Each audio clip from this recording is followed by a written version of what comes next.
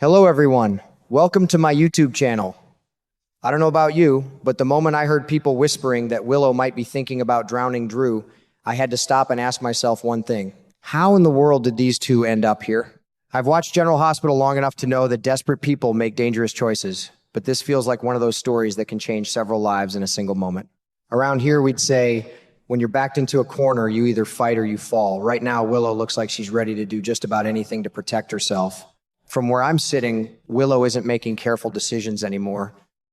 She's running on fear. The paralysis drug is wearing off, Drew is slowly getting stronger, and every little improvement feels like another countdown clock ticking in her head. Watching Drew move his arms again and even manage to say Willow's name was enough to tell me that this nightmare isn't going to stay hidden much longer.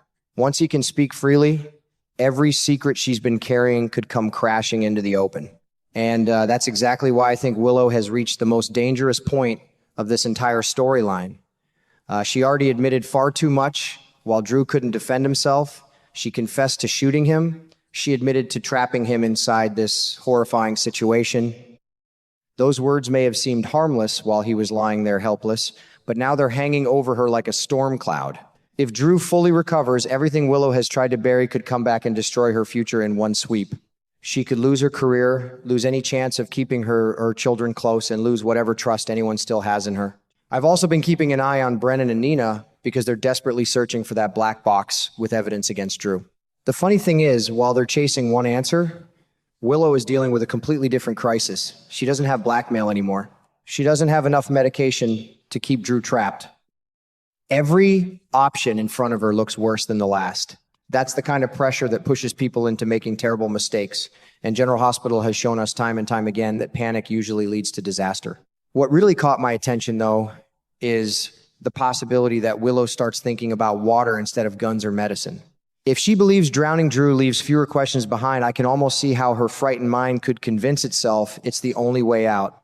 But here's where I think she's making the biggest mistake. Drew isn't completely helpless anymore. He's getting movement back. He's getting stronger by the day. Trying to force someone into the water is a risky gamble, even under normal circumstances, and nothing about this situation is normal. Then there's Gio. I just can't shake the feeling that this young man is about to find himself in the wrong place at exactly the right time. Sometimes a hero doesn't wake up planning to save a life. Sometimes he simply walks around a corner and sees something nobody else was supposed to witness.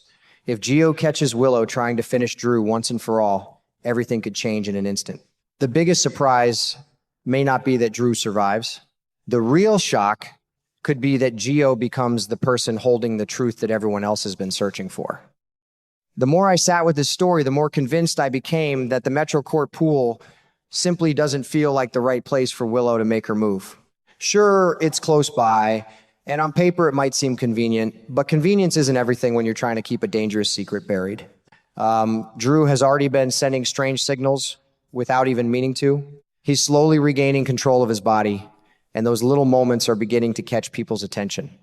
Kai has started wondering what's really going on. Liz has also picked up on the fact that something about Drew doesn't add up. When people like that begin connecting the dots, I always tell myself one thing: the clock is ticking. I've watched enough General Hospital over the years to know that secrets rarely stay hidden once several people start asking the same questions. It doesn't matter how clever someone thinks they are, eventually somebody notices something out of place. That's why I just can't imagine Willow taking the risk of carrying out such a desperate plan in a location where hotel guests, employees, or even a random visitor could appear at the worst possible moment. All it takes is one person looking in the wrong direction for everything to fall apart. The Quartermain estate, on the other hand, is a completely different story. The more I think about it, the more I can understand why Willow might convince herself it's the perfect location. She already has every reason in the world to visit the mansion. Wiley and Amelia regularly spend time with Michael, so bringing the children there wouldn't raise anyone's suspicions. In fact, it would probably look like another ordinary family visit. Nobody would immediately assume she had something much darker on her mind. What makes this possibility even more unsettling is how believable Willow's explanation could sound. She wouldn't need some elaborate lie. She could simply tell everyone that Drew has been emotionally overwhelmed, that his mental health has taken a serious hit, and that sitting beside the peaceful lake behind the Quartermain boathouse might help calm him down. Honestly, if I didn't know everything that's happened between these two, I might even believe that explanation myself. That's what makes it so frightening. Sometimes the most dangerous lies are the ones that sound almost completely reasonable. As I kept picturing the scene in my head, I couldn't help imagining Willow carefully pushing Drew's wheelchair closer and closer toward the edge of the lake. Every step would probably feel heavier than the last. She'd glance over her shoulder to make sure nobody was watching. She'd convince herself this is the only way to save her own future. Then, in one split second, she turns away just enough for the wheelchair to slip forward, leaving everyone to believe it was a terrible accident. If that's really what she's planning, then I'd say fear has completely taken over her ability to think clearly.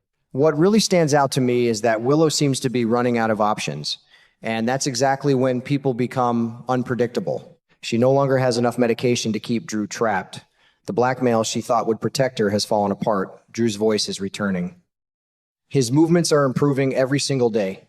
Every hour that passes increases the chance that he'll finally tell everyone exactly what happened to him. When someone feels the walls closing in from every direction, they often stop looking for the right decision and start looking for the fastest escape. That's the feeling I get whenever I think about Willow now. She's no longer trying to fix her mistakes. She's trying to erase the person who can expose them.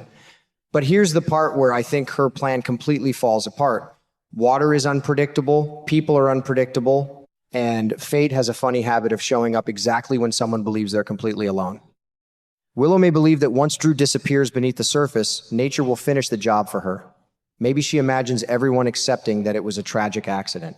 Maybe she thinks people will mourn, ask a few questions, and eventually move on. I don't buy it. For one thing, Willow isn't trained to handle an emergency in the water. If Drew starts struggling, panic could set in almost immediately. I can easily picture her screaming for help, waving her arms, desperately trying to convince anyone nearby that she's another helpless victim caught in a horrible accident. On the outside, those cries might sound convincing. But knowing everything we've watched unfold, I'd have a hard time believing every tear was genuine. Sometimes people cry because they're heartbroken.